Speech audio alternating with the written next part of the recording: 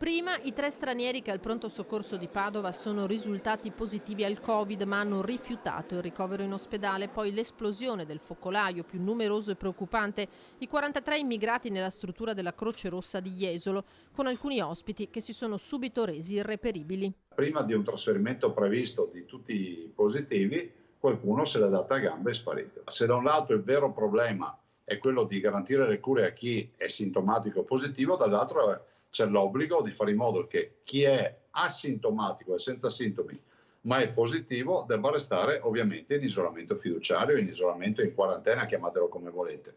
Quando l'ho detto io qualche settimana fa sembrava fosse un'eresia, adesso vedo che tutti i cittadini invocano regole severe e penso che non sia una questione di colore di pelle, di credo religioso, di scelte sentimentali o di altre robe, ma sia una questione di civiltà. La salute pubblica vale più di ogni altra cosa. Il piano sanitario predisposto per arginare il Covid va messo in atto a ogni costo, prosegue il presidente.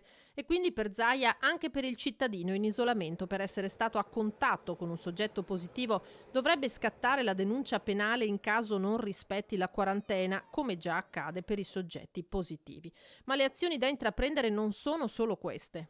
Io ho parlato anche stamattina con il ministro Speranza e devo dire che è fondamentale che si adottino delle misure. Questa mattina, peraltro, il ministro mi aveva annunciato i provvedimenti per il Kosovo e per la Serbia. Dico che non bastano solo quelli, ma ci vogliono anche provvedimenti seri rispetto al tema delle ordinanze, ovvero delle quarantene dei positivi e dei contatti stretti dei positivi, ma anche, mi lasci aggiungere, avere ben chiaro cosa stia accadendo a livello diagnostico in quel di Lampedusa quando gli immigrati arrivano, premesso che devono stare a casa loro, ma quelli che sono arrivati, richiedenti asilo, che arrivano devono comunque avere il test, ma che sia un test degno di questo nome, perché se poi ci ritroviamo queste sorprese vuol dire che qualcosa non funziona.